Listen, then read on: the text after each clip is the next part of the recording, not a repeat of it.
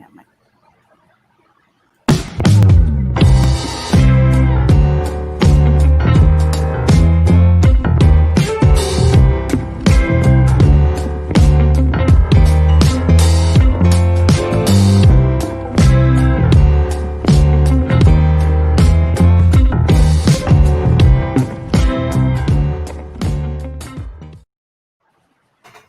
Hello, everybody. This is Meredith Loughran, and I am the Comic Noob. With me today, I have the team, or most of the team, of Terraform Comics.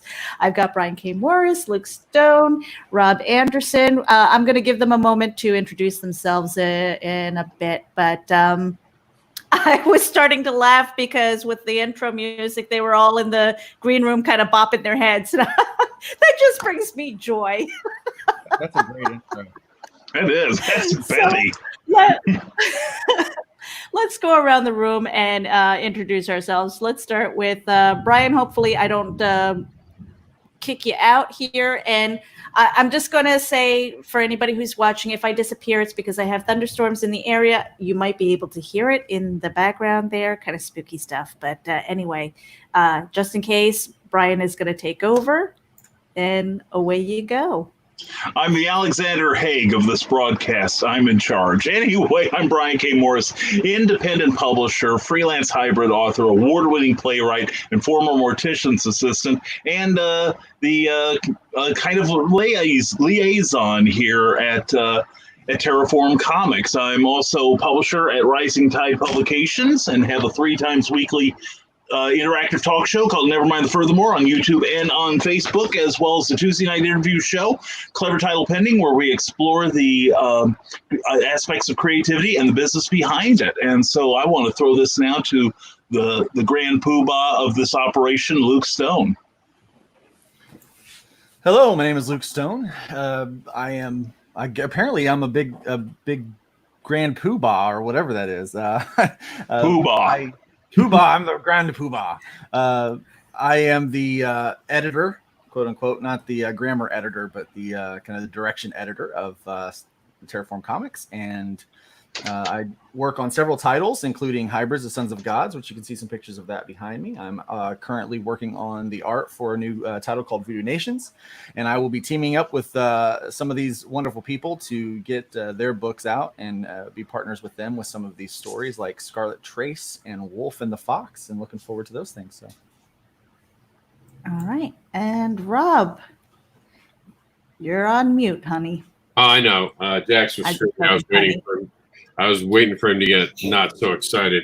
I am the guy with the broken camera today. My camera's been acting up. My whole computer has been slowly dying on me. And I'm dealing with a crazy child who's holding me hostage all summer on his vacation. Creator, excited advocate for comics. I'm all about helping out people and getting them to a more creative place in life. And I'm very excited to be part of Terraform Comics, which is changing the landscape of comics. You can check out my devilish tales at mranderson.com. Okay. And in the Peanut Gallery, we have Austin Janowski, which we may be mentioning later on today. And Chuck Pinot says editor-in-chief, ? Okay, so but before we get into Terraform Comics, I did make a promise to a friend that I was going to do a package reveal. And I prepped ahead of time because I didn't know what the packaging was going to look like. And so this is from my friend Ted Davies. And he does Albino Zulu and Retrieve. And okay, let me just make sure I've got everything out of the packaging here. So I just wanted to put this up here. And he says, Meredith, thank you for your support. Enjoy my art, Ted. And let me see here. Oh, this is really cool. Look at that. He sent me a print. Very nice. And we've got that one as well. I might have it upside down here. I might be rushing because I love his watercolors. I really do. It's a medium that I wish I could pursue more, but again, I don't call myself an artist. I call myself a doodler, and then we have Retrieve 1 and 2. So I'm really excited about opening these up and reading through them and enjoying the art. Ted, thank you so much. I've also got another package reveal. That's 2, Brian, and none of them have your name on it. Yeah, but mine were bigger. That's true. And this one is actually from Luke Stone. I supported his Indiegogo, and I took a moment to cut the tape and stuff like that. This is something that I was kind of cussing about, but I understand his packaging. So as you can see with the hard cardboard, which is great because it keeps everything straight, but he's got the painter's tape going on here. And I love that stuff. I have to tell you, the fight was on with this. I was like, look at all this tape. It looks messy, but there's a reason why, and it's to keep everything from shifting and stuff. So I've got a bunch of goodies in here. And one of the things I wanted to point out about how much painter's tape did you put in here? All right, no, I'm just going to do that. The perfect amount. The perfect amount of the perfect amount. Yeah. I mean, like, look at it. I've had packages that the things have shifted on the inside and it damaged, and so I used to use bubble wrap. But it thickens, to the point sometimes to where I can't fit some of the other stuff in, and so I just started. The painter's tape is great because it doesn't I mean, it sticks enough to hold everything together, but not enough to like destroy even the plastic on that. Look how easy that came off. So it's raining pretty good. So don't use masking tape, and definitely don't use duct tape. Yeah. So I've got stuff in my hair right now, and I don't care. So we've got the cross. Now you've got stuff in here. You have extra stuff in here, which is the Star-Crossed sampler, which is kind of cool. And we've got the hybrids. Brian's laughing at me because I'm putting stuff in my hair or something else. So we've got the something else. Stuff. I want you to notice that. You see that? Mm-hmm. That is eventually going to go away. And Luke, if you could tell us how and why that's going away and when that is happening. Okay, well, it is going away because Hybrids is finding a new home with Terraform Comics. Things were, I really appreciate Joe and Star-Crossed Comics for. I was originally with a group that I had started called Tenacious Comics, and that's where Hybrids originally had its home. And then that company, there you go. That company wound up not lasting very long because we had some kind of poor behavior from one of the guys that was trying to help us run the company, and we had some accounting issues there, and some creators wound up having to, myself included, had to wind up paying a lot of money out of pocket instead of to fulfill campaigns rather than use the funding that had been raised. So we'll just put it that way. So that company kind of closed, and Joe talked to me about bringing hybrids over, and so I did. And were it not for Joe, we wouldn't be sitting here today because he encouraged me to stay in the game, and so I did. And over the course of the last couple of years being with Star-Crossed Comics, I've been able to grow and develop things. And then during the course of this COVID outbreak, I've been able to focus even more on my ability to kind of turn comics into a living. And so the decision was made that I needed to make some pretty, risky business moves, not necessarily risky but really take those chances and step out. Cause you can't really embark on a journey if you don't actually leave the house. It's kind of like The Hobbit, I've got to get out there. And so it was kind of that decision making that led to that. And so in that move, that is what started Terraform Comics. And so I decided to go ahead and bring hybrids over there so that I still have full creative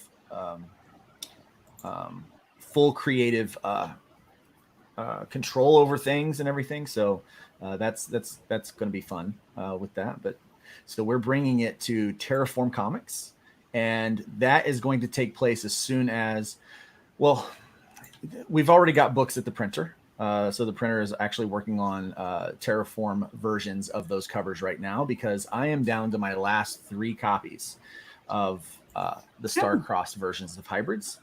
There is going to be a few of them available at Comics NEWB in Kokomo, Indiana. And so the last of those are available there. And there are a few of them left at the Star-Crossed store that they'll be selling through on the website and at the conventions that they go to. But here within a short order of time, you're going to see new covers. And then in September, I'm releasing the trade paperback, which will be a big deal for me too. So. And actually, I've got a sample of kind of like what you were talking about with the new logo at the top. Oh yeah. So, and I love how the logo allows you to kind of color coordinate with the different covers that are coming to Terraform Comics. So one of the things that I wanted to pop up here is meet the team. We've got 4 of us here, and I have to say for my own story, there are some days where I wake up and I go, how the hell did this even happen? How in the world did I get on this team? And I want to say that part of it is the fact that I do have experience in social media, as the social media director, and but I have also been really getting to know this team and all of the individuals who are on it. And I really appreciate their work ethic and their messaging and the passion for comics. And this is something that I never had the time to pursue, but I do now. And so this is something that I've always wanted to do and never had the opportunity. And when I see this opportunity, I'm jumping on it. So we have Luke Stone as the editor, Rob Anderson for logistics, Varian Grant as distribution, Brian K. Morris, our liaison, Eric Hodson, art director, and myself as the social media director. And we have been talking for a while. And I want to say a short while, because it did happen fairly quickly. And I was in on the conversations and stuff. And Luke, you were saying something like, I need commitments from people. Mm-hmm. Yeah. Can we talk about that? Let's talk about the commitments, about, getting into this group, why we got together. And I'll give it over to you about that. Well, the truth is that we can, each individual can probably publish their own book right now. There are so many tools that's available to the independent comic creator that wasn't there, 15, 20 years ago. But even as recent as 10 years ago, we've got way more resources than what we've ever had when it comes to being able to print on demand, the ability to distribute, the ability to get our message out to people, and the connections and networks that we can have with other creators. But one of the things that I've always noticed is that it's easier to achieve bigger goals when you've got more people involved. One of the things about my background that most people don't know is that I come from a management and leadership role. That's what I do. I develop leaders and I develop systems, and most of those systems are based around people. One of the things that I've learned, and since some of the listeners might know that I'm a full-time pastor. Well, I'm one of those pastors that you in ministry, you don't necessarily get to hire your team. You work with a team that's a team of volunteers that's kind of given to you, really. And so the idea is that you need to know who your team is. You need to know who's committed to the call, who's committed to the vision and the mission of what you're trying to do. And then you build your business plan or your model for whatever it is that you're doing around those strengths of those people. And so that was one of the things that I knew early on that I wanted to do, because I did this also in the corporate world. I used to be one of the quote unquote fixers that would go into a retail store, one of the youngest general managers in the district that I worked as with the retail company that I was with. And I was the fixer that went in, and I would have to identify the team and find out who was committed to the vision and the mission of what the church was trying to do and who was engaged, and then build a plan to fix the store around those team members, and then find the people that we needed to fit in there. And so I come with a very strong background in that. So the first thing that I wanted to do was like, let's find who's on board with the mission and the vision, who is passionate about this, and who wants, like, our goal is to turn comics into a living. And I think a lot of people out there that do comics are kind of in that vein too. I don't know too many people that make comics that don't want to do something about that. Wouldn't want to make a living of it. I don't know too many people that wouldn't want to make a living of it. Most people that do it at least want to be able to pay for itself, if not be able to bring in some kind of income for their family. And so that really is kind of the whole idea we believe there's money out there for people, and we believe that there's a way for you to meet your goals as a creator and to make a living. And so the people that I've teamed up with and partnered with, that's what I was asking. It's like, are you in this? Do you need something like this? Is this going to work? And if it is, let's get a commitment, because we needed people that were going to say, hey, I'm all in. And this is going to be our focus. And so once we established those people, it didn't take too long. It only took a few days really once we started interviewing the 6 total of us, to really determine what our strengths were and where our passions were within the whole mix of things and what we were going to be able to bring to the table. So the 2 people that aren't here that, we don't get a chance to hear from that often is, Eric Hodson, who said, I have a passion for making sure that the quality is high, and for the branding aspect of things, making sure things are easily branded. And so the logo that is easily branded with the cover, you can change out the colors and things like that. That's Eric. That's his contribution to the early stages of what we're doing. But we started to see that there were those things in place. And Varian Grant is a brilliant businessman who already has distribution chains already in place. A lot of people don't even realize this, but he actually already has some distribution things in place. And so working with him was kind of a no-brainer. So he took over distribution. It's kind of his baby. And then Rob has always done logistics and things like that. When it comes to Kickstarters, he understands how to fulfill those. He's fulfilled a bunch of those. He understands how to run those and all kind of the nuts and bolts of that.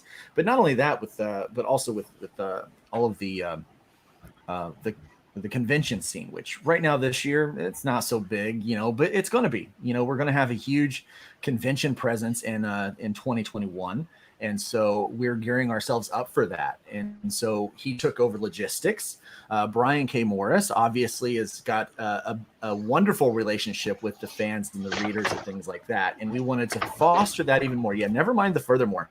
Some of the connections that I've got with people right now are because of Brian K. Morris and the network that he builds. And so he's an amazing networker. And so that's why he became the liaison, because he is really kind of the network guy for us. He creates these new networks and these new relationships that, quite frankly, I'm born with this hostile resting face. And so, I'm not the most approachable all the time, but look at that Brian K. Morris smile. I mean, how can you say no to that, right? So he has the ability to create those, to help create those relationships. And Meredith, when you came in, it was this. You classed us up a bunch. I'm telling you. I'll be honest with you. Raise the class level where we're at, and that polish when it comes to communicating to the masses through social media. And it was just a no-brainer. So as we started doing that, we were able to start building this business model. And I don't like to get into the business model too much, because really the only people that are concerned about that are people that either want to criticize us or people that want to copy us. And I would much rather show than tell when it comes to things like that. But yeah, so that is kind of the idea of why we wanted commitment early on, why I wanted commitment, because you really can't build a team or anything that's going to have any kind of length of life unless you've got people that really have full buy-in. And something like this, a project like this, isn't for everybody. I understand that. I actually, before we, as early on as we were having the conversation, when I asked everybody, hey, I need to know if you're committed to this or not, I was also asking myself, am I committed to this? Is this something that I'm willing to put the work into, the time into, and the effort into? Because it means that I'm going to have to turn down some other things. So I take on a lot of commissions, especially when it comes to coloring and lettering and things like that. Well, I'm doing the last of my coloring this weekend and next. And I will be taking on no more lettering jobs. And from here on out, it is just pencils and inks and writing for me and focusing on this business. And so it means that I'm reducing some of the collaborations that I do as far as just doing commissions. And that means a reduction in income. But I'm also understanding that reduction in income is going to turn around and create more income down the road. So it's kind of a trade-off. And there's some risk in that, and that really is some risk. I think we're all taking some of those risks to say, hey, I'm going to still do what I've done before, but this is going to produce a bit more of a this is going to take more focus right now. And I understand that I'm trading off the risk for commissions and stuff right now versus greater recognition and greater growth down the road, greater income down the road. And so everyone has to make those kind of choices. And and it's up to each and every person to be able to do that for themselves. And that's why we wanted the commitment of the team. It was just vital that we had that buy-in. And what I'm going to do is, because this is under the Geek Insider banner, we're going to take a little break so that we can pay the bills. And then when we get back, we're going to hear from Brian K. Morris and the motivation behind saying yes to Terraform Comics and what he brings to the table. We'll be right back. We'll be back right after this. Check it out. MobileEdge.com has award-winning products with innovative features and contemporary, edgy designs that empower you to look sharp and travel smart with your mobile tech. Your beloved, not to mention expensive gaming gear and mobile tech devices are an extension of you, so give them the protection and style they deserve wherever you go. Find them at MobileEdge.com and protect your tech with Mobile Edge. Bring it on. Hey Geek Insiders, Mobile Edge has a special coupon code for our dedicated listeners. Get 25% off your Mobile Edge gear using coupon code GEEK25. That's GEEK25. Geek out. Geek out.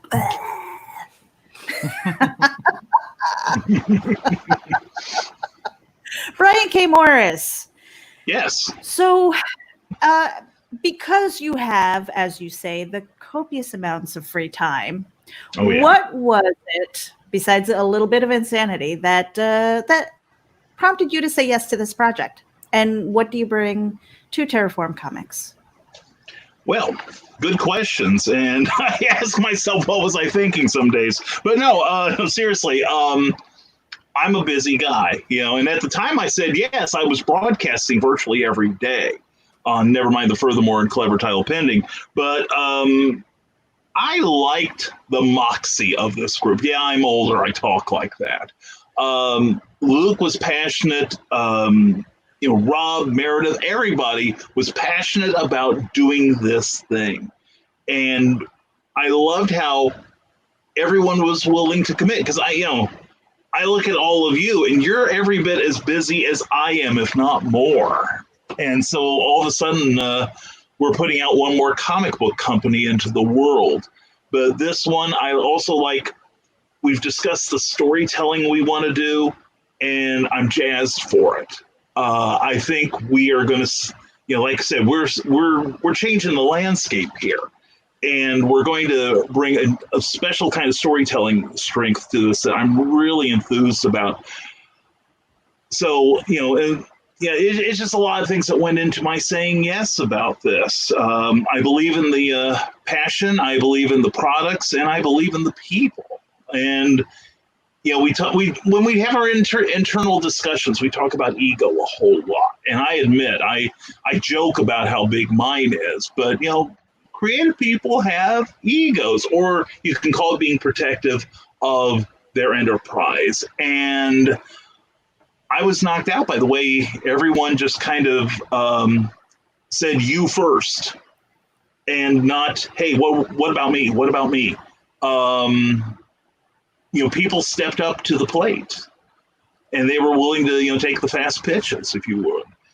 So I love seeing everyone's commitment, and I wanted to be a part of that as well. Now, as far as what I bring to this, I have a lot of broadcasting experience. In fact, I got my broadcasting start pretty much about 30 years ago. I used to be part of the on-air talent for I was a volunteer for our local public broadcasting station.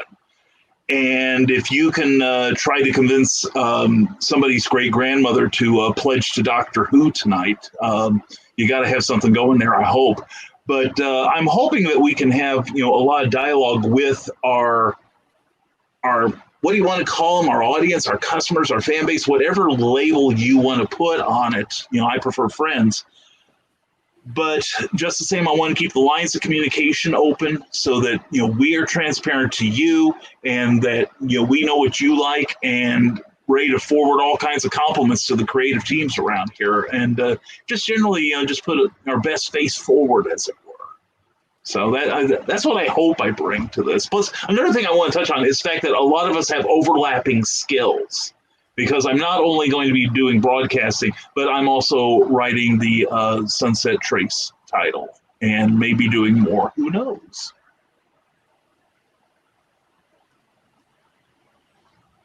You're Meredith. And I'm on mute. Oh my goodness. Rob, how about you? I know you're in the background and probably dealing with a crazy kid. What do you want to know, Meredith? I just want to know what it was that prompted you to say yes, because I know you are also very, very busy. And what was it about the team, maybe the dynamics and stuff, and the role that you're taking with Terraform Comics? Well, for those who don't know, at the beginning of the year, I had come to that part of my journey in comics. I had been an advocate. I had been a creator. I had been at panels. I had been a fan. I had done all these amazing things, but I found myself at this moment where it wasn't enough, if that makes sense. Like, I'd put in all this energy and all this, and I looked around. Hey, hold on. Jaxie, shush. Jax is playing games in the back. I had done all this work, and I didn't have enough to show for all the energy I'd put in. And I didn't have anything that I could point to as mine besides comicbookadvocates.com. And I love that site, but I wanted something that cemented something that really could be what we now refer to as a beacon for creators. So I had said that one way or another I was going to figure it out. And what I wanted to do was find a way to create this massive thing with different creators that I wanted to continuously see grow. But, I don't know how to put this any other way, but sometimes you don't want yourself getting in the way. So I didn't want to run out there and just start doing whatever I wanted to do. I wanted to find the right mix of people, and I wanted to see how I could make something happen. Now, it just so happened that Luke had started talking about something, and I had told him my ideas. And it was really one of those moments where it's like, I could totally try to do this on my own. I know enough people. I could probably drag people together. And I suddenly realized that I didn't want to do that. There were parts of it that I just don't like. I don't necessarily need to be front and center. As a matter of fact, one of the things I told Luke about this when I was joining, I said I joined, but I want the Batman role. I want the role where I don't have to be at every Justice League meeting. I don't have to be involved in everything that's going on. I'm the person you call when there's a problem, and I'm the person you call when you need something to be done. I kind of like that role my entire life. Even being a store manager, I never enjoyed as much as being with a smaller group of people dedicated to tasks. And I've always enjoyed that more. And the goal has always been to create something that stands for something, not to be in control of it. I don't have an ego that requires that. To say I was part of something is good enough for me. And that's why when he started telling me about it, I told him, well, I got your back. If you're serious about this, I'm willing to come on board and give you everything I can to make you successful, by default, me successful. And I said to him, the only rule I have is that we bring other people on this journey. This isn't just about us. This is about making something that matters for the industry. It's got to somehow be something that isn't just about making money. And he said, to his credit, he said, exactly, that's what I want to create too. He's like, I want to make the image that is for the mid-tier guys. I want to make something that really helps out the people who are serious about creating. And it was a no-brainer for me. And for a very long time, I just kind of stood in the shadows, and I let the natural selection of how this was going to form happen. I said what I thought needed to be said at the right moments. Other than that, I kept my mouth shut. It wasn't that important to be heard at those moments. You know, it's almost like you wanted to watch the planet grow, and then you want to build your house. You don't care how the planet is terraformed. See how I did that? See how I did that? You like that? You like that? I see right? what you did there. But yeah, so my involvement is about excitement. It's about giving creators an honest, true way to experience comic book creating as it should be, as it has always been able to be, but few try to do it. This isn't about egos. Like Luke has said, like Brian said, you said it, Meredith. Egos aren't welcome in this because egos kill things. And when someone's ego starts to rev up, we know we have a problem at that moment. You know, and you have to be honest, you have to be critical, and you have, because we're trying to put out quality product, and some of that's going to be, this isn't good enough, or we could do better. You know, and when someone says they can do better, that's it. And then it goes to a vote. Having 6 teammates, that could be problematic for now, because one day there could be a 3-on-3 tie. We're going to have to figure out how that goes. Hopefully we never cross that bridge. Battle Royale. Well, then, okay, it'll be my way, I guess. Thunderdome. To the death. So there'll be one owner of Terraform. There are no rules. Thank you all for joining Terraform, my company. Well, no, there's a real easy way. No, there's a real easy way. I won my last fight by 500 yards. So, you know, you will have an odd number of people to vote. I wanted to give a shout out to the people who are listening. In the chat room, I have Chuck Pinot, Luis Torres, Austin Janowski, Marv V Artwork, and I think we've got a few more, but I am not on Facebook right now. I've got so many tabs open, and I'm afraid that my computer is going to hate me. Well, my computer already hates me. I have a million tabs open almost all the time.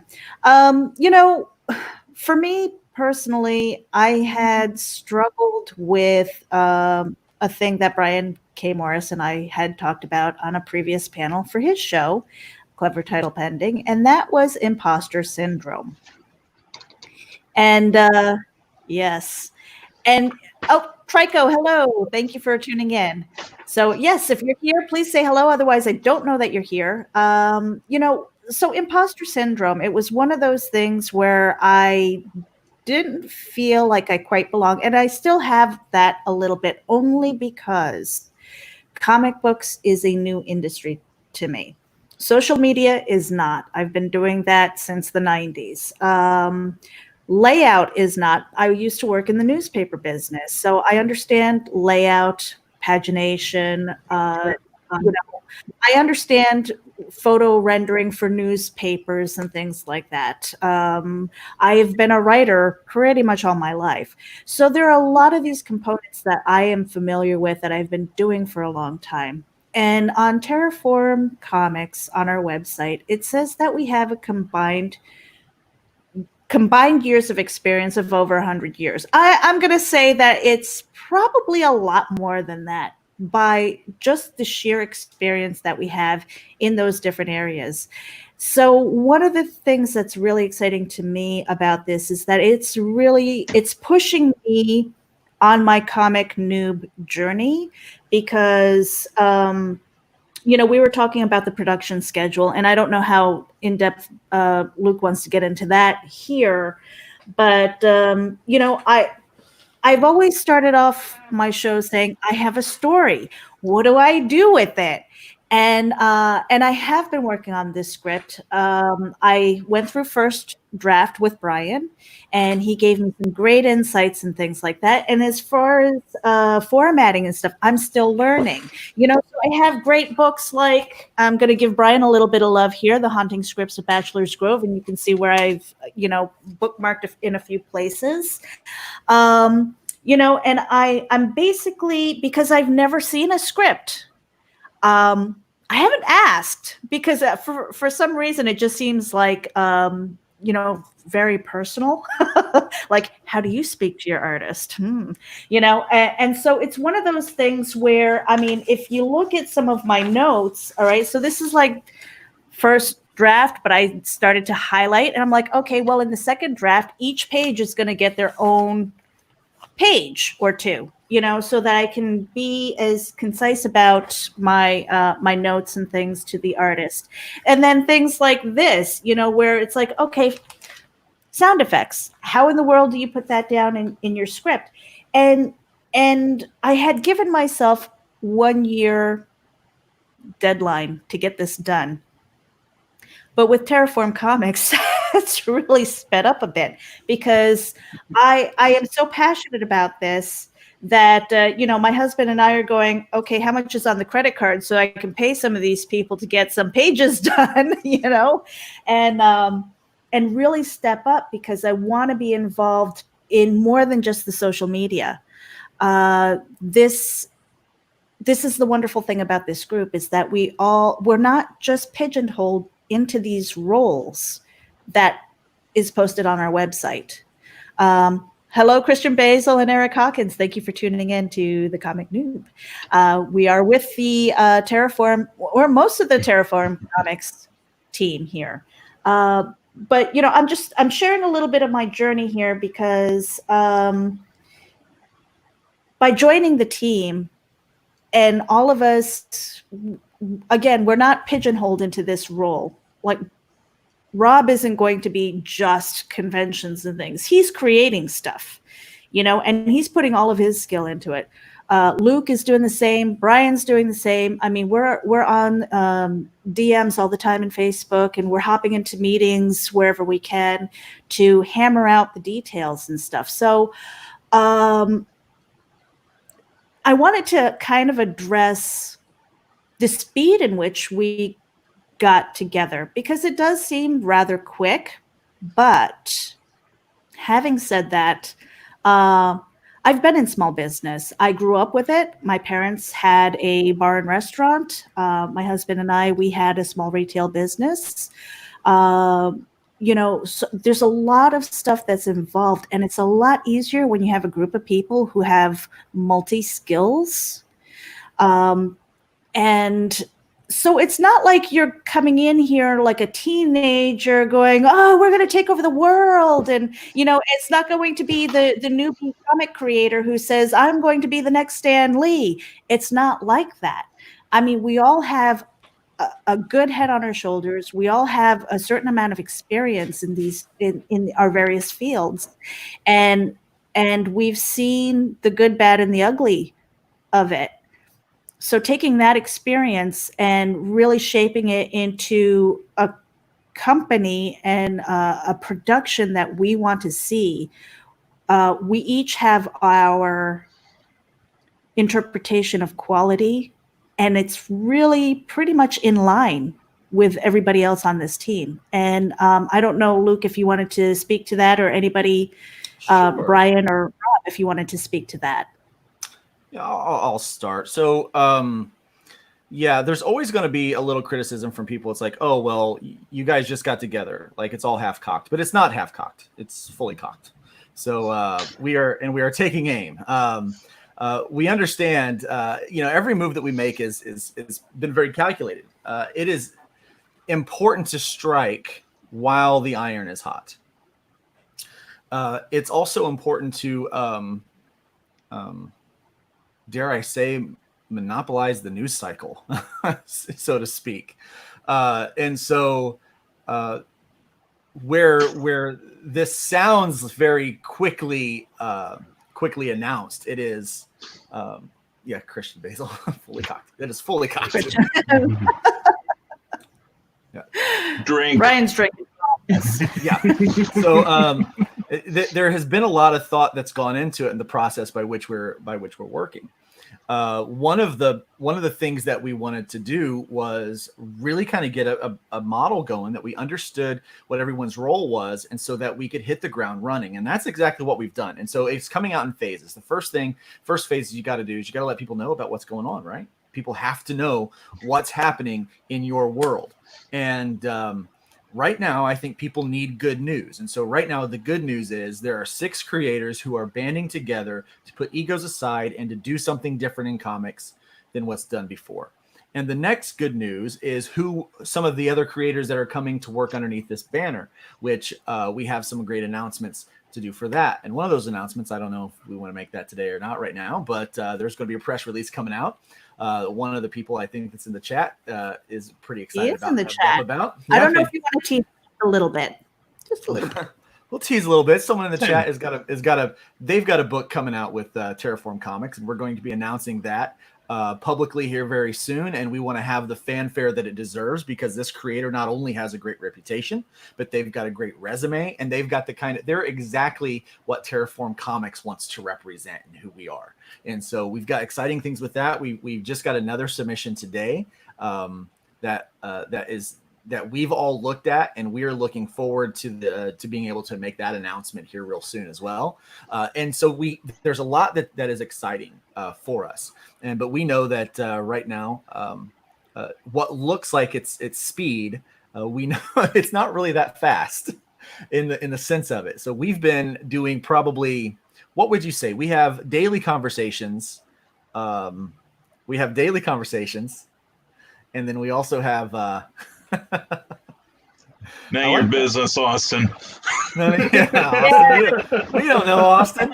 Quiet down in there. Trico says, "Is it me?" Trico, if you want it to be you, you need to contact me. I'm sure our team would love to see something from you. So, but seriously. So we know that we have had daily talks. We've had almost every other. We've had several conversations where we've done like a FaceTime thing like this. And so we've talked until we're blue in the face. And one of the things that I hate about most things is getting things locked up in committee, because you can talk about it for a long time, but the thing is, just do it. I almost feel like Shia LaBeouf when it comes to business or comics or anything. Just do it. Stop talking about making the comic and make the comic. Just do it. Nothing is ever going to be perfect. And you can get as close to perfect as you possibly can.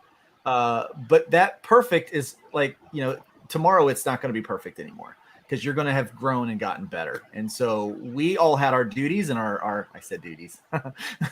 We all had our jobs to do, and we have hit the ground running and getting that stuff done. And so one of the things we talked about today was, what's our release schedule going to be like? Okay, what titles do we want to release, and what order do we want to put them in? How do we want to package those particular releases? And so we've been working through those details already ourselves. And so it's crazy. So, but yeah, it's not, if we get criticism for people saying it's we're moving fast, we do have a plan for that, and it's on purpose. And so instead of tell you our business plan, I want to show you like what we're doing. So just watch and you'll see. Mm-hmm. Christian Basil, yes, that YouTube nightmare in your mind. I hear duty and I think of Caddyshack. So yeah. I always laugh at that word. It's funny. Yeah, it's a great word. Tell me it's not funny. Now, I'd also like to address a little bit of that, because I know that there have been some people who want to have open discussions about it. One of the things a lot of people aren't realizing is the simple fact that you have a bunch of creators who have been dreaming about being part of something like this, who have been preparing to be part of something like this for a decade, if not more. So anyone who thinks this is too fast, for all of us involved, it's not fast enough. It is one of those things that we're forcing ourselves to do everything slower than we possibly could.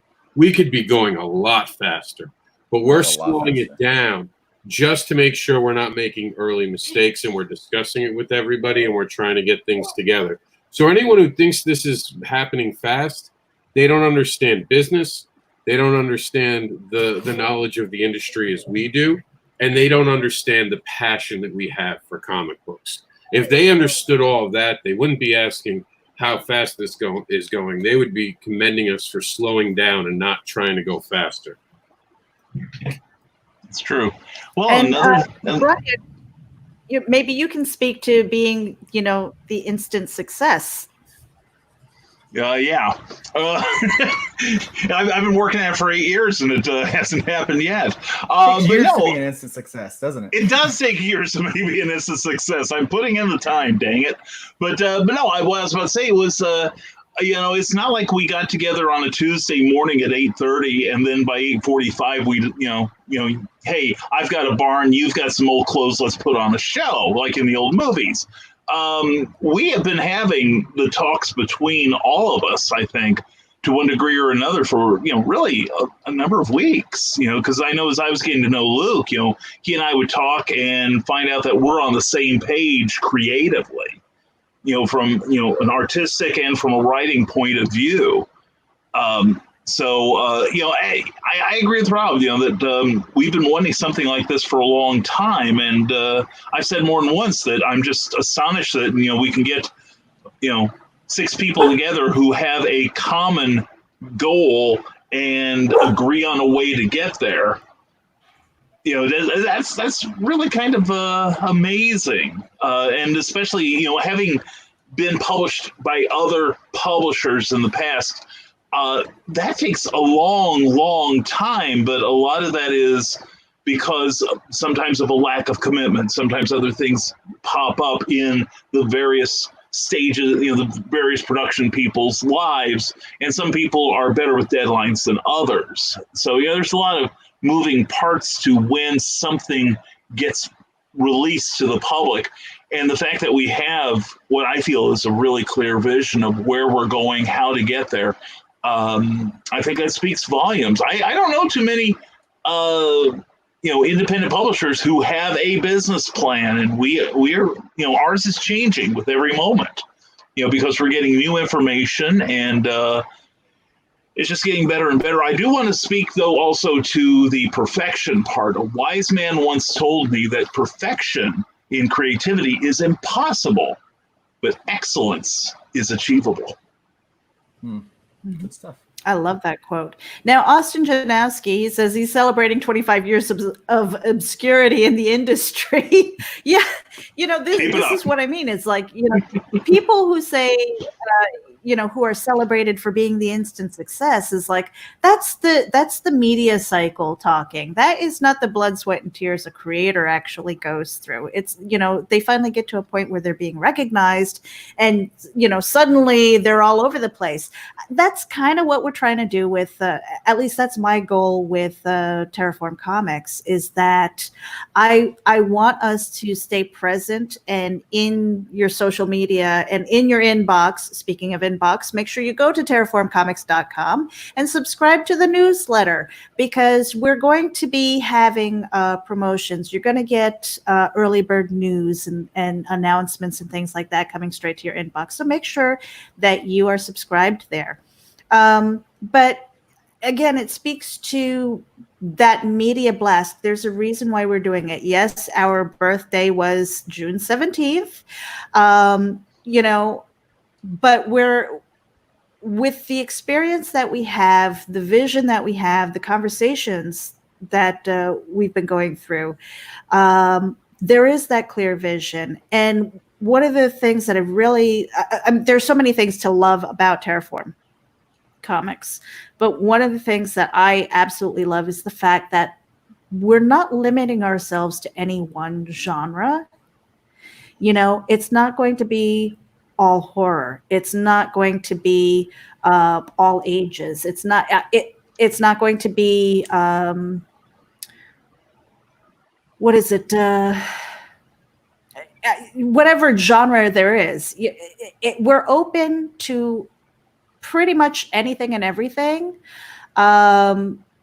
because we're looking for good stories. We're looking for, to match that up with really good art, and the quality in and of itself will speak volumes, and that's what's going to sell. And we want our label on that. We want our mark, and say, remember when. And something that Rob had said earlier in another meeting was the fact that we might not be in this role forever. I mean, I'd eventually like to retire, but at least it's something that I can put on my resume to say that I was with them when. And Christian Basil has a really good question here that I'd like to ask the rest of you on the panel here. Where do you find the line where you try to promote your duty off and not burn out? Because we all have a life. We all have other work. And so adding Terraform Comics to this, it is an extra burden. So how do you guys draw the line? For me, it's time management. I know that I know what I've got, and it's not trying to run everything out all at once. Some people, and I've done this. I've worked with other publishers in the past, and one of the things was like, well, let's hurry up and get a bunch of stuff out and ready to release, all in sequential order. And then make the announcement that the company's there, and then now we have this schedule that we have to keep up with, rather than kind of what we're trying to do, which is let's set a realistic expectation. Let's create buzz around the titles that we want to do and make it manageable for people. And one of the things that we're doing, because we understand how difficult it can be to produce a comic regularly to get it into the hands of fans, is we are regulating ourselves. We're regulating ourselves, and not just in the sense of our time and how we do it, but also how we release material. And one of the things we're using is a 3x3 is what we've called it.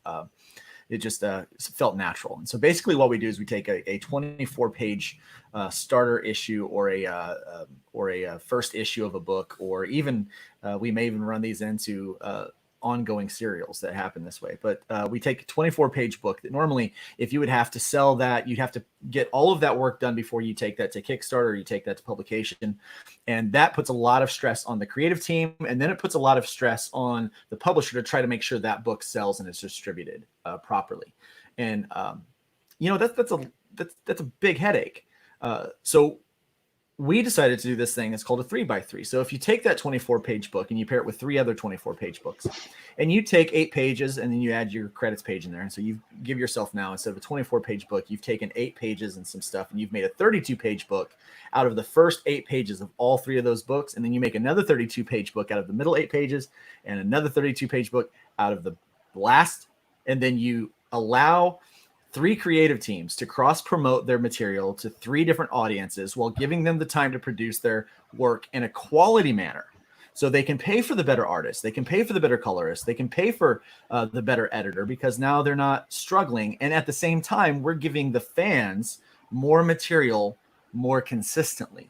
And so that's one of the ways that we're looking at using this platform to not get burnt out. And so we're doing that. One of the other things that we're looking at doing is making sure that it's not going to be disposable entertainment, but it is going to be accessible entertainment. So we're going to make sure that we have things at a price point that anyone can get into, so that we're not struggling. But we're also going to cater to those collectors who want the really cool stuff and the really neat stuff. And so we're just going to be catering to them too, because at the end of the day, we want to make great stories, but we also want to really connect well with our audiences and with our fans. And so it's really all about the reader and the fans, and it's creators that want to do the same thing.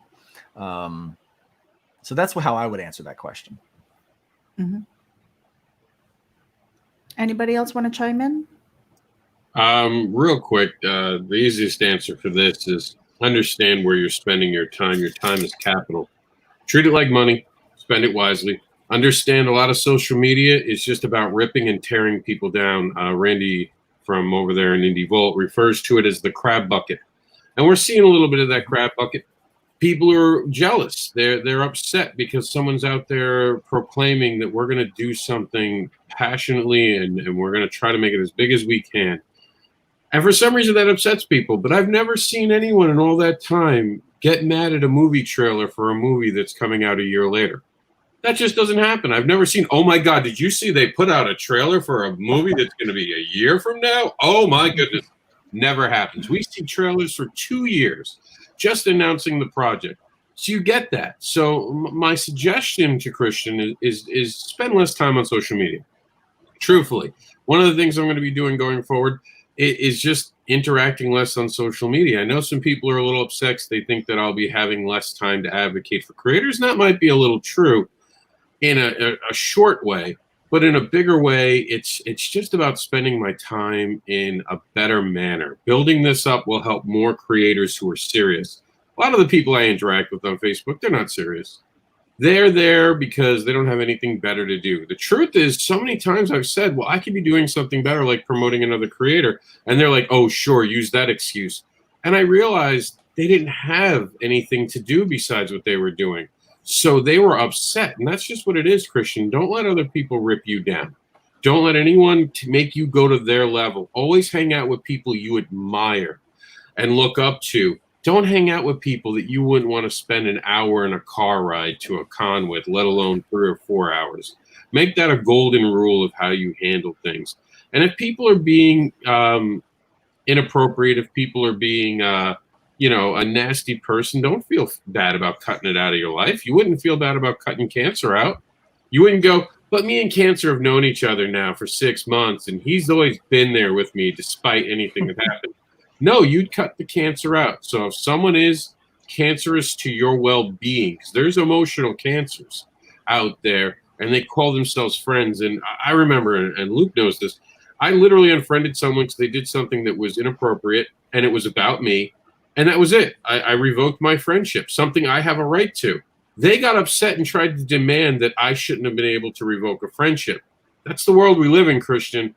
Understand how full some people are of their own opinions. So please don't get dragged into that. Stay positive, stay what you're doing, and just go out there and do what you are most passionate about. When you're looking at your day, what are you most passionate about? Yeah, you can watch Netflix, but remember, there's going to be a day where you hurt your back, you're going to have a headache, you're going to be upset, or you're going to want to spend time with someone. That'll be the perfect time for Netflix. Treat it like a reward. Treat it as a reward for getting work done. Don't treat it as something you got to watch because your friends are going to ruin it. First off, you got friends who are going to ruin things. Again, look back to friendship. If someone's going to do that, is that really a friendship? And number two, you don't need to see anything except your children grow and your family be taken care of. Those are the things you need to see. The rest is entertainment. Don't confuse it with life. We offer you guys entertainment to escape life when it's dangerous, not to confuse you and stop you from being able to enjoy life. We want you to enjoy your life. We want you to go out there and spend time with your kids and read comics to your kids, as I'm getting yelled at by him. But that's my advice, Christian. Treat your time as it is a commodity that is priceless and cannot be given back. Every second you spend on something is one you never get back and you never get interest on. But you can use those seconds to build something that will make your future better. I would like to add something. About the. Go ahead. Yep. No, I was going to ask Brian to answer like how not to turn off. But if you want to piggyback, I'll chime in. Okay, I was just going to add that the Terraform way. It's a lot of companies approach comics that they are trying to find the next big hit, and that's fine. They wanted good storytelling and high quality. And we use those terms all the time. And that really doesn't make us any different from some of the other companies out there that some people might call us competitors, but I don't believe that we really have competitors. We all have people that are making comics, and I'm really thankful for these other companies that are producing really good quality stuff as well. But when we talk about the good stories and the quality, we're also talking about the people. I believe hits come from people. And so it's really important to invest in the creator as much as you do the created intellectual property that they have. And so that's really a big part of it. As we're sitting here talking about that and all of these things, we're talking about the people that have problem with any company starting, with any new project that's coming out. I don't even want to mess with that. I don't want to talk about that. I want to talk about the really good stuff that we're dealing with right now. And that is the fact that we're investing in some great creators, because it would be great to say, yeah, we've got the next Spider-Man. But you know what? Realistically, that's lightning, buddy. That's lightning striking, and you're not going to have the next Spider-Man. We see a lot of great companies that they have one hit and they've had it a while back, and they're working to try to find that next intellectual property that's going to be the big thing that everyone gets into. All right.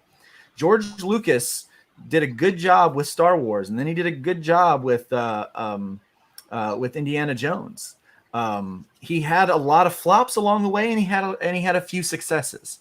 And just like anything, I don't think that you could rest your entire company on the intellectual property, but you can rest your entire company on the personalities.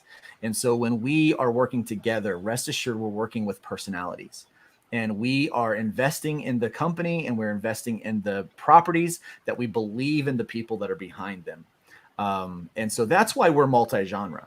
That's why we do different things, because really, and I saw a question up there earlier that about marketing, like with the different groups of people or whatever, like the different genres. And it really, it's not really that we're marketing the IP.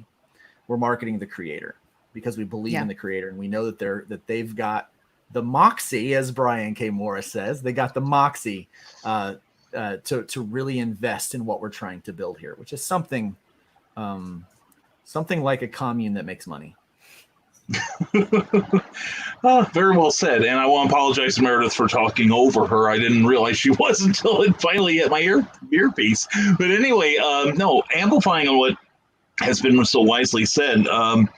I think the fact, burnout was mentioned. The fact that we're all working on such different things, like today, for instance, I've spent most of it editing another comic book. Tonight, I'm going to be putting in some time on editing a poetry book for another friend. Hi, Teresa. And, probably getting my own writing done tonight, because I'm also trying to put together a short story for publication. Then I've got, the first script for Scarlet Trace. I keep confusing her with another character I want to bring in. But anyway, so burnout is easy, and it doesn't help when we're being pelted with unearned criticism, I guess you could call it. But I just kind of let it slide off my back, and it doesn't really bother me. And to amplify on something Rob said, there was a very good comic book I read recently where it talked about how you need to surround yourself with the people who you would like to be like. Surround yourself with role models. I admire everybody I'm working with here, in many, many ways, because they have talents I don't know that I ever will develop, but it's good to see somebody that does have them. And the people that, are saying, well, you can't do this, you can't do that. And I say, you can't stop me. So that's the attitude, that's my attitude. And thank you. I love that attitude. Yeah, and there's another thing I tell people, is about, procrastination is, the enemy of creativity. We know what we want. We've got experience. If you fry burgers at McDonald's, it doesn't take you that long to get trained to go down to Burger King. If you have to, just slide behind the fry grill and be magical back there.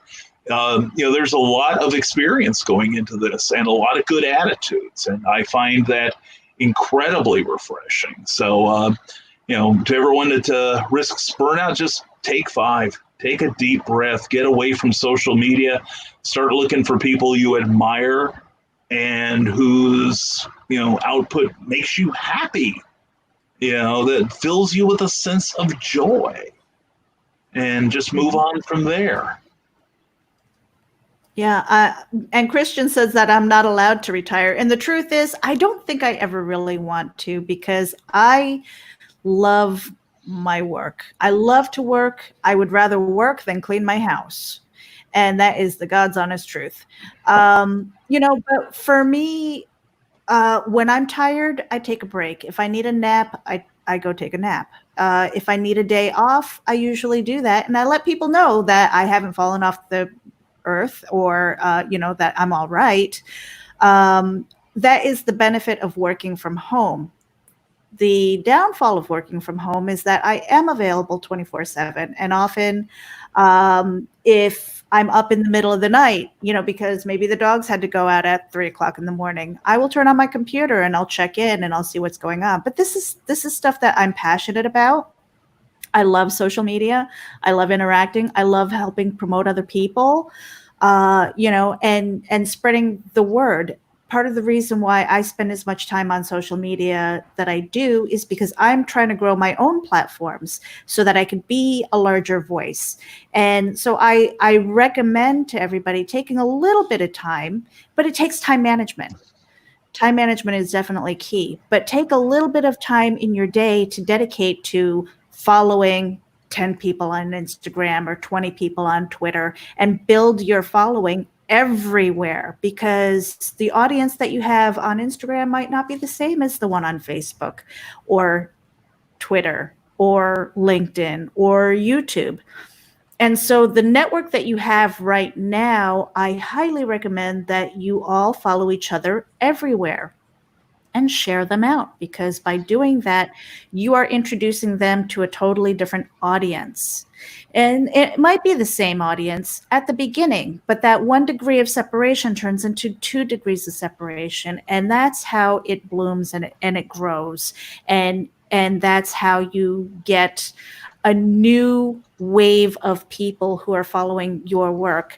I'm trying to do that with my own. I'm trying to do that with Terraform Comics, So when I put out an invitation, it's because I'm hoping that you are out there sharing it with me, because it is positive messaging that we're doing. We are working on quality stuff. We are taking our time, even though we hit the ground running.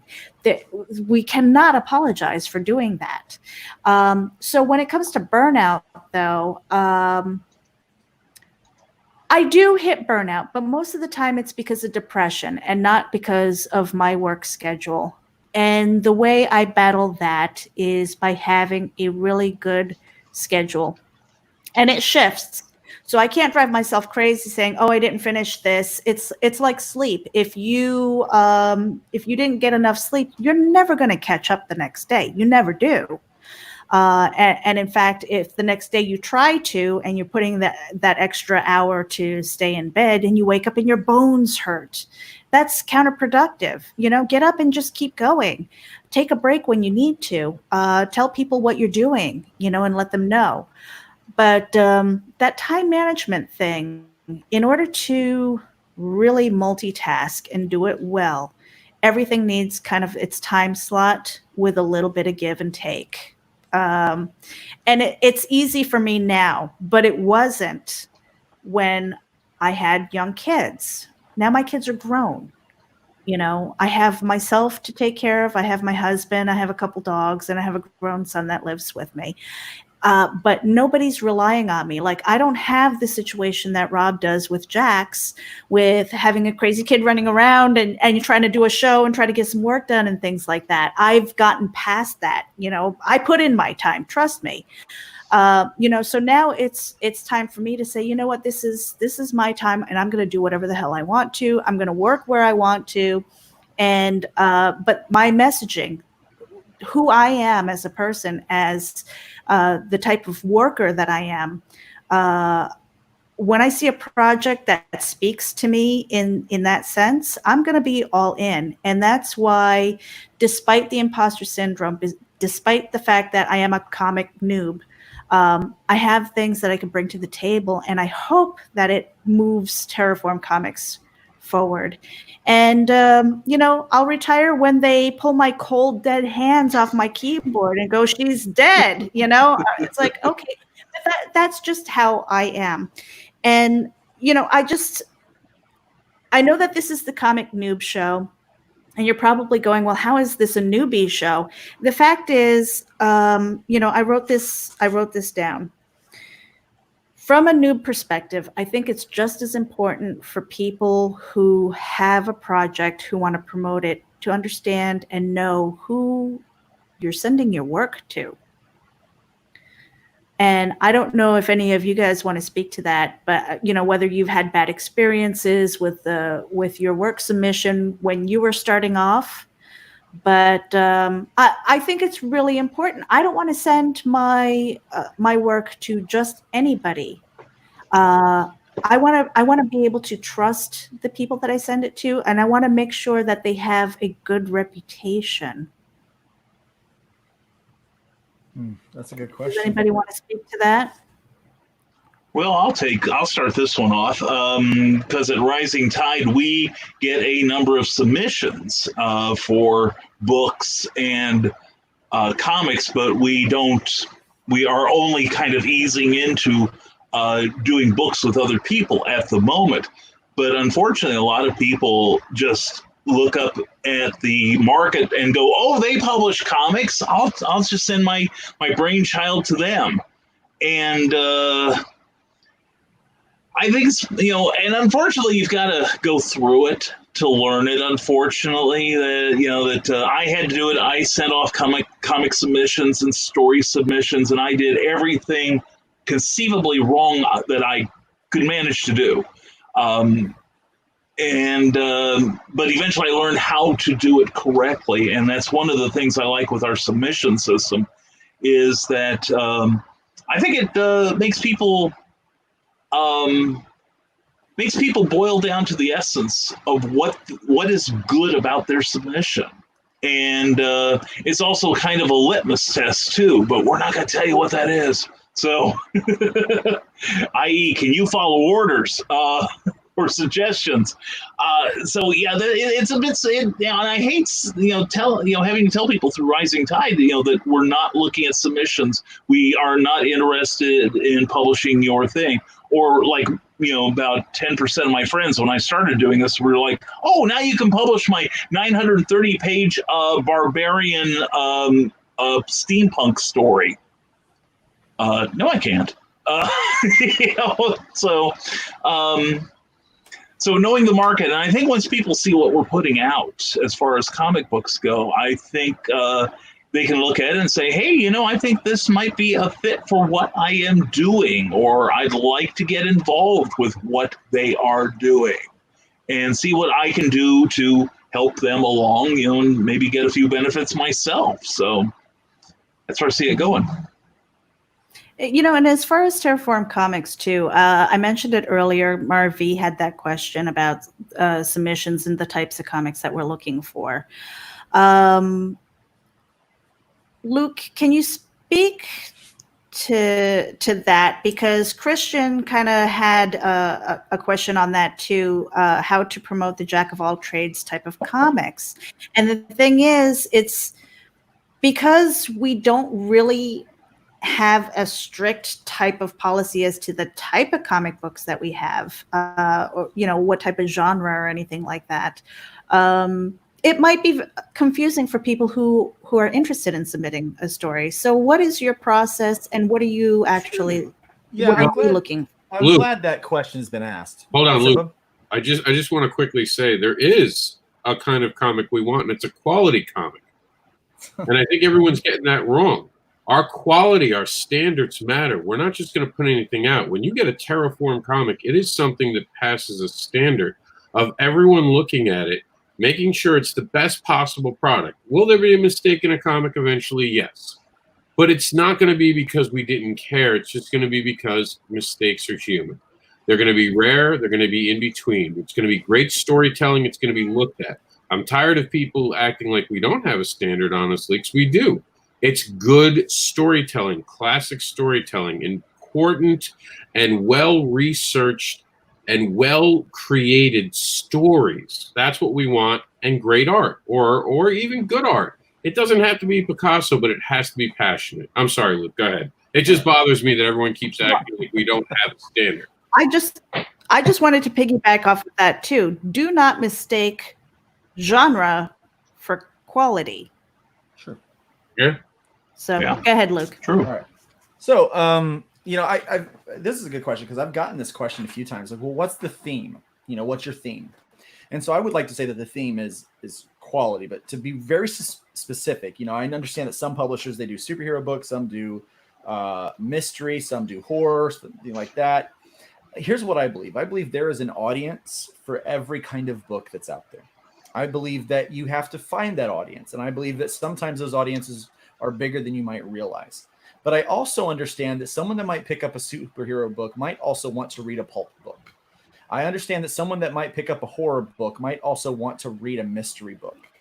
I understand that some of those people, and what we do is we pigeonhole a reader into this is what you get. And so we just give everything to them there. And so here's the thing.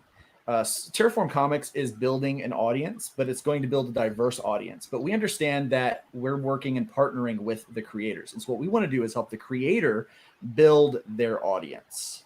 And so we're not just going to try to recycle and regurgitate all of these products, which are, the same theme, the same ideas, the same the same story structures. We want to make sure that it's very authentic and that it's classic storytelling. We want it to be, art is subjective, but we still want the standards and the quality to be there.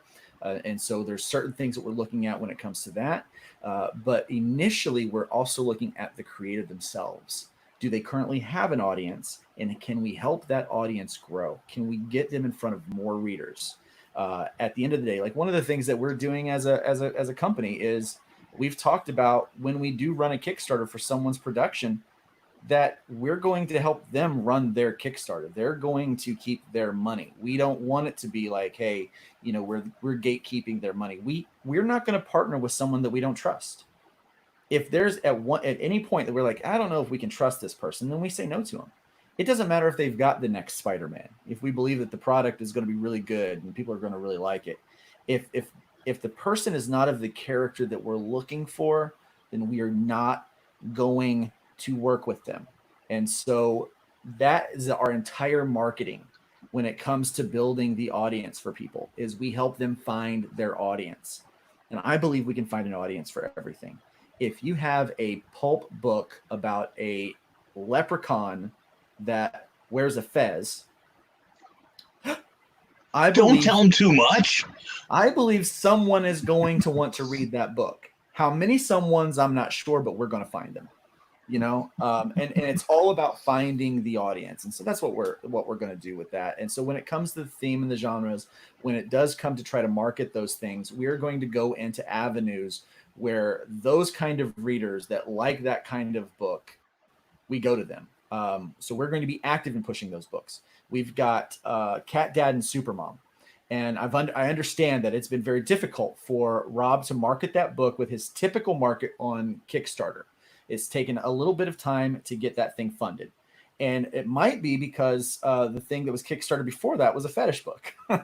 And so it doesn't translate to that audience. But there's another audience that's huge that wants a book about an all ages good reader about a duo of parents that fight bullies. That is something that there is a huge market for. So we are going to actively be taking Cat Dad and Supermom into those markets to find them. I've been very fortunate with the fact with hybrids, I didn't think there was a market for that. And it was because of friends who showed me like, look, there is a market for what you're doing. And so we've realized that there is a process to be able to find that market for every book. And that is what we're going to do collectively. We're going to take the power of the 6 of us, and we're going to take the power of the creators that sign up with us. And we are going to, at this point, I think 7, maybe 8 different people that are going to be collectively pushing to help break through the wall for those creators. So it's not just you trying to market your book, and it's not just Terraform trying to market your book, but it's 6 passionate creators trying to market your book. It's the additional creators that sign up with their contracts with Terraform Comics to market your book.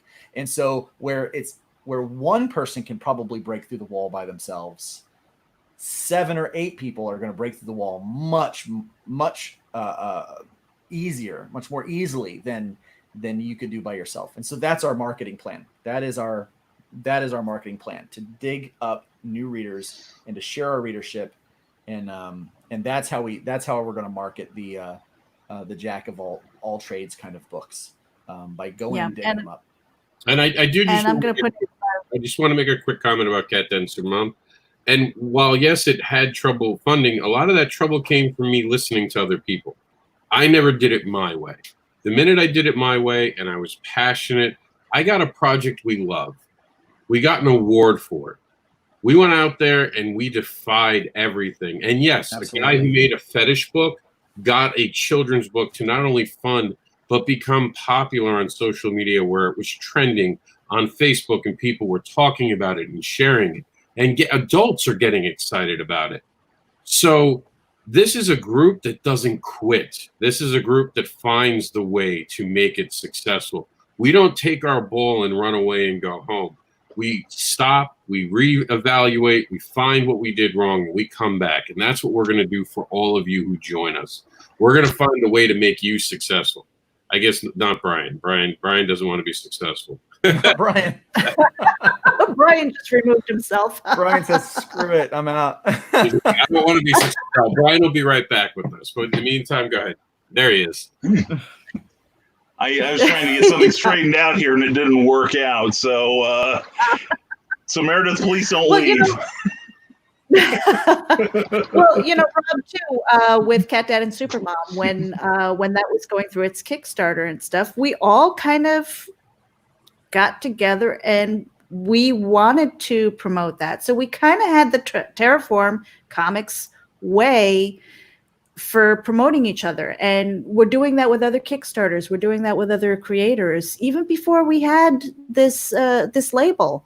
So we're not doing anything different. We're just saying, hey, you know what? We've got this new group now, and we are going to put our artistic selves out there, and we are going to promote ourselves using our, all of us.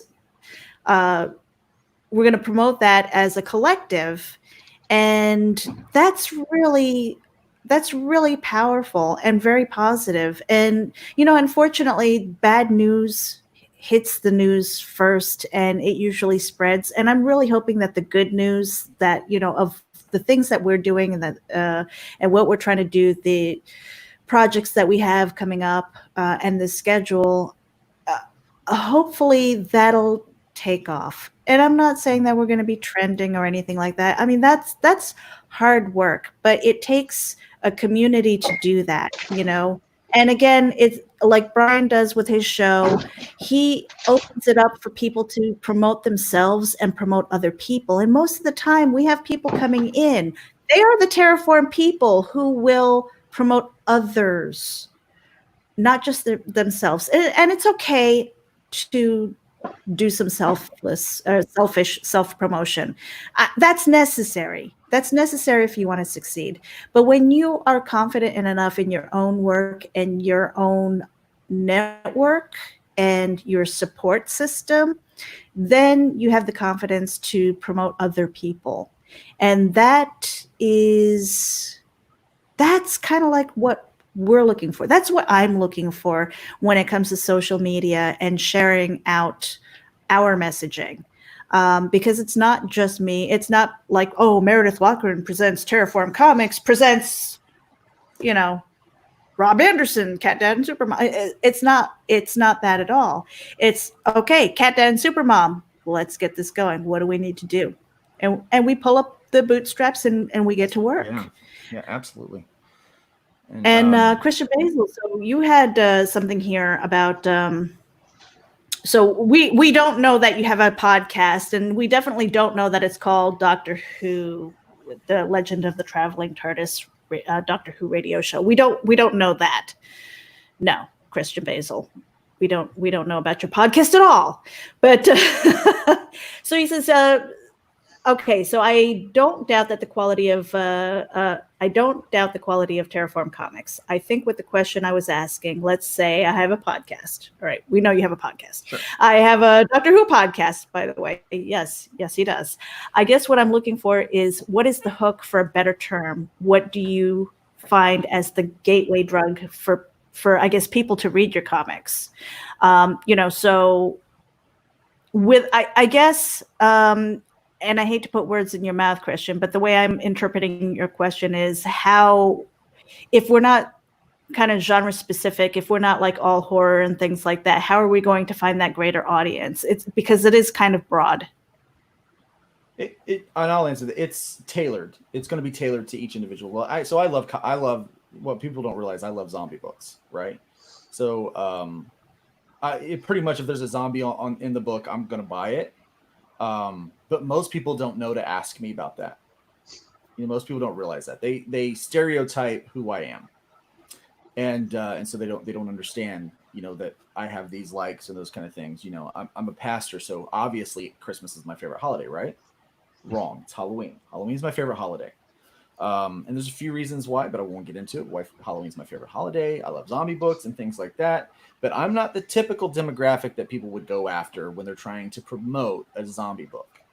And I think that, there is a way for us to promote the individual books into the way that they are, in the way they are. One of the things that I used to promote Hybrids, the Sons of Gods, was I actually went to conspiracy theory sites and YouTube channels, and I commented about my book there. And guess what? Got a lot of readers from it because we went into those areas to find those. And so I think a one-size-fits-all mentality to a Terraform comic book, which I think that's kind of what you're asking. I don't think that we can do that. I think that we need to tailor our marketing strategy a la carte for each book that we do. And we need to look at the different methods that are out there. And so, which is something that this group has a lot of experience doing. And so that's what we're going to try to do in order to try to get people that, to want to take another bite of that. We're going to work up really, really good marketing strategies for each individual book. And then we're going to seek out creative ways to grow that market, because we understand that not every person is going to fit inside of the demographic of what that book might want. And I would hate for someone to come by Terraform Comics and think, oh, well, they only do superhero books, or they only do this book, or they only do horror, or they only do that. I want them to see that there is a very diverse group of creators with a diverse collection of IPs that can reach a bunch of different people, so that we can have that crossover. I hope I answered your question. And one of the things, I don't know if Rob, if you wanted to touch on that, but like, for example, with Cat Dad and Supermom, because it's an all ages book, because it touches on important topics, an Elefart Never Forgets is about bullying. I know that you've got another book coming up that you've been working on. And, so bringing that over to Terraform Comics, we don't want to limit you in any way.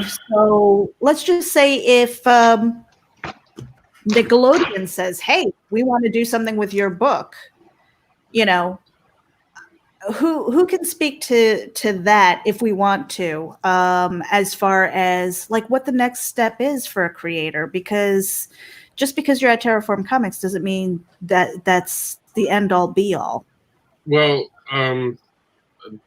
I came over, and one of the things I said when I was bringing over Cat Dad, and I was honest with Luke, I said, there's no other smaller middle-level publisher that I want to be with. The only way I will leave is if that publisher can get me to Nickelodeon. And Luke said, well, I'd want to be able to get you to Nickelodeon through what we're doing. And I said, so do I. And that's the point. The reason I brought Cat Dad over was to also bring success to what we're doing here with Terraform Comics. And I want it to be a show that's picked up on Nickelodeon, and we still get to produce the comics here at home at Terraform Comics. Nickelodeon can go out and do whatever they want on television, but one of the things I will vigorously fight for is my ability to continue to make comic books out of it, same as the Teenage Mutant Ninja Turtle creators have. I don't know anyone who knows this, but they're still allowed to make all the comic book. Well, not all the comic books. There's like a limited amount per year they're allowed to make. I think it's 12. But I would fight to keep that right, and I would fight to keep it here. I see no reason not to. And if Nickelodeon wanted to distribute it, I would just ask that our actual logo went in the book. I think that'd be fair. Crossover between us and them. And guess what? Places like Nickelodeon, they don't care. They're happy to do that kind of stuff. They'll put from Terraform Comics. They don't care. All they care is that they get the quality that is the project. But to answer the question, we're not trying to hold anyone back. There'll be escape clauses. Everyone will have an escape clause. Everyone will have the ability to go somewhere else. We're not like Marvel or DC. We're not trying to steal your character. You make Superman and you want to fly away with Superman, you get to. There'll be an escape clause. What that escape clause, again, This is not a one-size-fits-all factory. The one good thing about us being new and being a little smaller on scale for now, we have the time to take all the effort into individualizing every contract. And I would love to see that continue no matter how big we get, because it matters that we sit down and talk with the creators. It matters that we see their passion, their vision, their direction into the universe that they want to go. And we want to be there to help them. We're not here to kneecap anyone else. Matter of fact, me and Luke have talked about this. We're open to both partnering and or absorbing other smaller publishers or publishers of like size. This is about getting fans awesome comic books and getting the creators who are passionate and serious about creating noticed and have them have a home. I mean, I can't tell you how much it would have mattered to me to see a group like this. Most groups just want to take your book and try to hold on to it, and they'll do whatever they want. We're talking about taking your books on the road with us. We're talking about when we take the books on the road, we're paying you immediately a part of your commission for the book before we get to a table. And we're bringing you into a different area that you might not be able to go to. That's part of the con that we don't really talk about right now because there aren't cons, but that's part of the business here, is that we're going to be taking your books with us and we're going to be getting them to be seen. And trust me, I could sell a person a flat tire on the side of the road if I wanted to, but I don't want to do that. I want to sell them great comic books, and that's the whole point. I want to be able to have these powerful books. One of the best things I like to do at my table is ask a person, well, what do you like? And that's a big moment for me because I don't want to ever walk away with a book that they felt like I tricked them into. I manipulated them into. I want them to walk away with the book that they can't wait to go home and read. And I have had people come back the next day and go, you're absolutely right. I love this. I love that. I love that. What else do you have? And they'll buy more of my books. Be a good writer. Be a passionate creator and create things that are compelling. Don't make another Spider-Man. Make whatever's in that head of yours. Take it, shake it around, and see what falls out. That's yours. Stop trying to make Superman. We have him already. Make your own man or woman. Yeah, let me add this too. That kind of made me think some of what you said, Rob, which is kind of the heart and the passion of kind of who I am.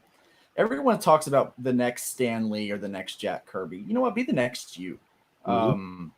We're not going to have another Stan Lee. We're not going to have another Kirby because they were needed for that particular era of time. Comics were about to die.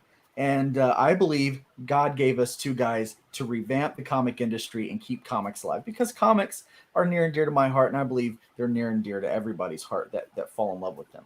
Okay. And so be the next you. Be the next you. Don't try to be the next Todd McFarlane or be the next so-and-so. Make your way, you've got something to say. Listen, you have got something important to say.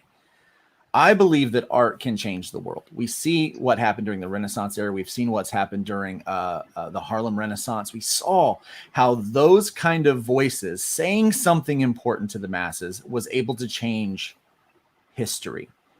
Let's do that. You have a voice. We want to help people find that voice and be able to articulate that message in a very creative way with the highest quality of standards possible. Be the next you. I love that messaging. Because it's that's the thing. When you do the art, when you do the stories, if it's not touching you, Brian, if it's not touching you, then how can you expect it to touch anybody else? And I know somebody is going to have a dirty mind about that. But I mean, seriously, though, when you're writing a story, if it has to move you and speak to you and it has to bother you to the point where you take it from your brain, those voices in your head, and you put it down on paper. And then, I'm finding with the comic books, I am actually really enjoying the process of trying to script this out and finding my way because it's exciting to me. It's new. Now, maybe because it's my first one and, I'm not jaded and tired and all that stuff, but to see this slowly coming to fruition. Maybe it is my Frankenstein or my Santastein. Maybe it is something that I am going to obsess about and things. And I hope that passion carries through to the next project, because I have other stories that I want to develop.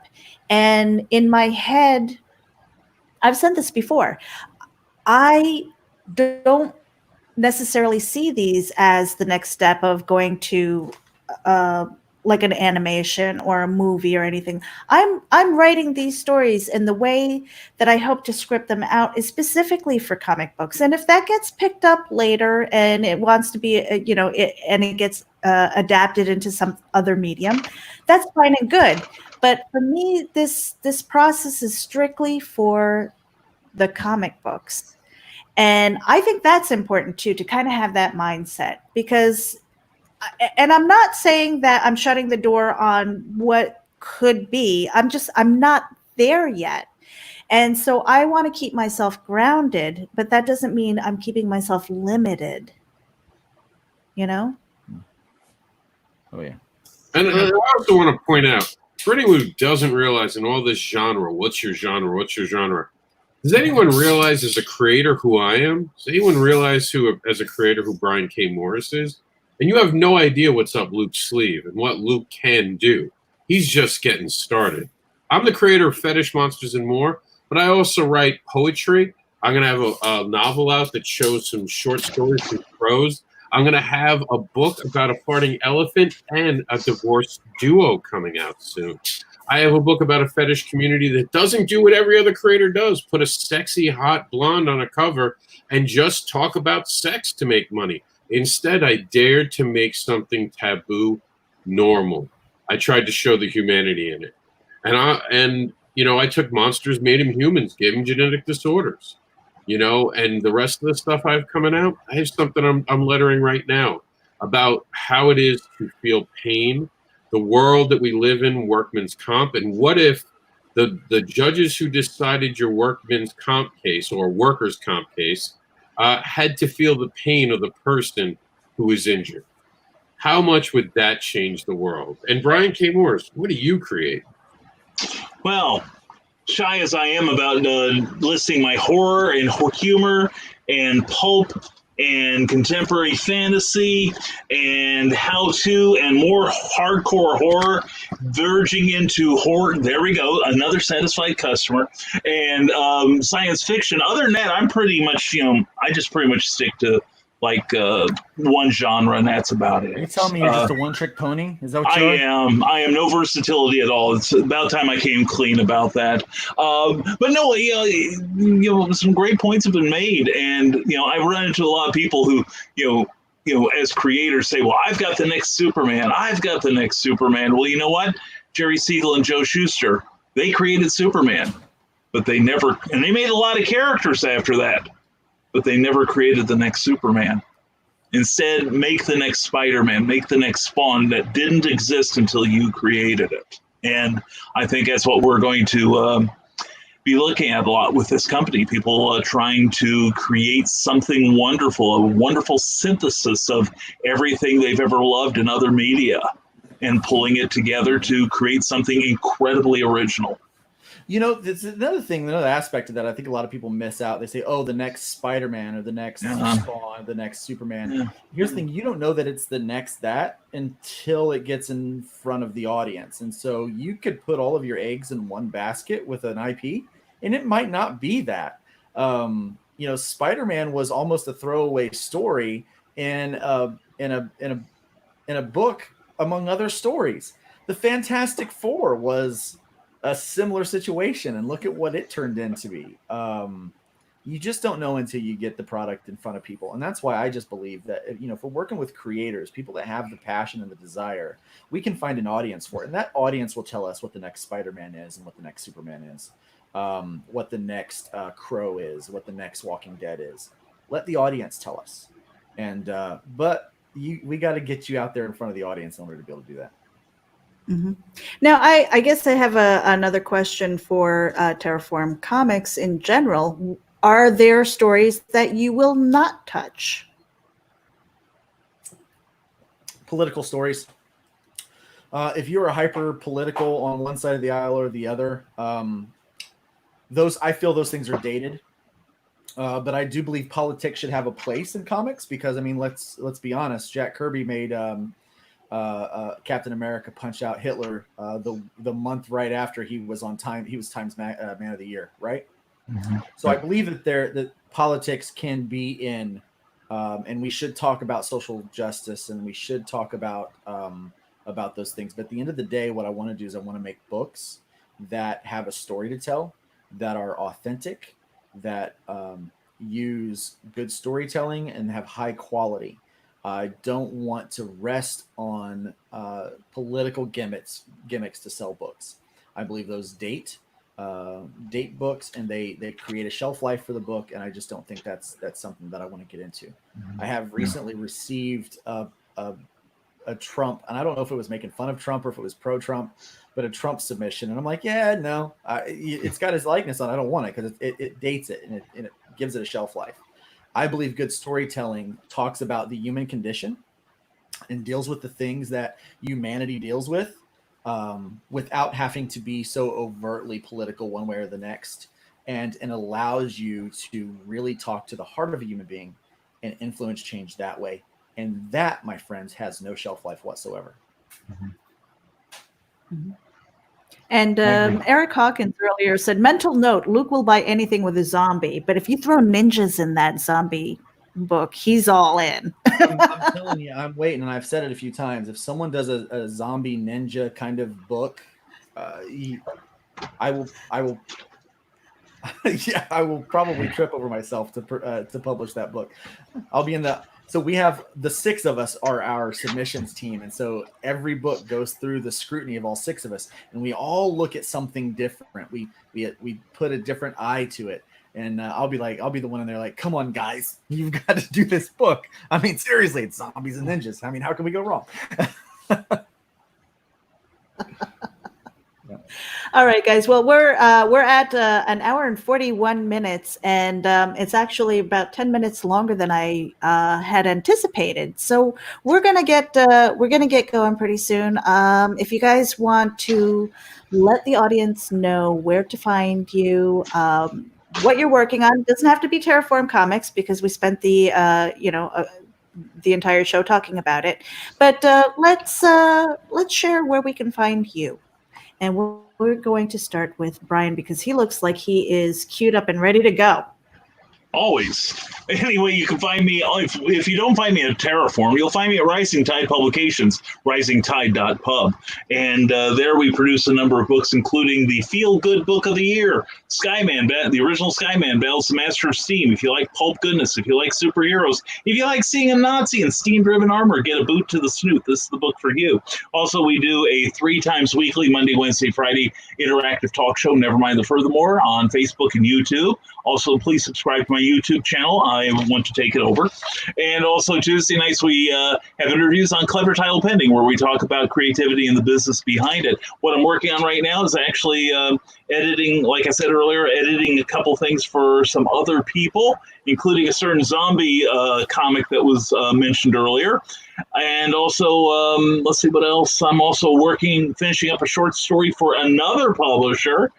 Before I get back to my own novel, Aquatic, Love Above the Waves. Yes, my first romantic fantasy novel. Ooh, let's talk about me being a one-trick pony. So anyway, I'm not hard to find. RisingTide.pub. Please sign up for my monthly free newsletter there while you're at it. Next. Okay, Rob. I'm going to make it real simple. Follow terraformcomics.com.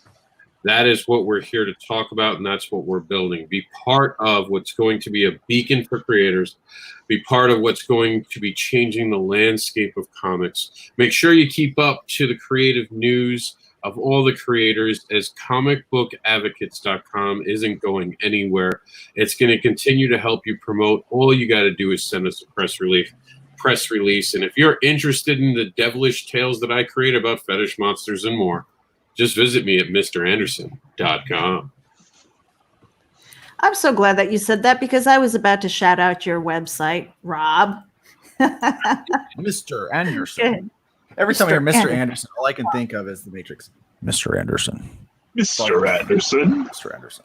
Yeah, my name is Luke Stone. I just want to point you to the Terraform stuff right now. So terraformcomics.com. Make sure you sign up for that mailing list.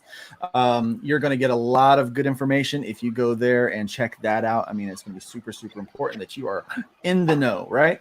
Right now, I am working on, as you've been seeing, I've been kind of looking down. I'm actually working on a page for Voodoo Nations, which will be on Kickstarter soon. So be looking for that. Voodoo Nations. I think that we have a website, voodoonations.com. I'm not sure. I think we do. But you definitely find that also on Kickstarter, on Facebook. So I just encourage you to go check that out because that is going to have a lot of really cool goodness in there.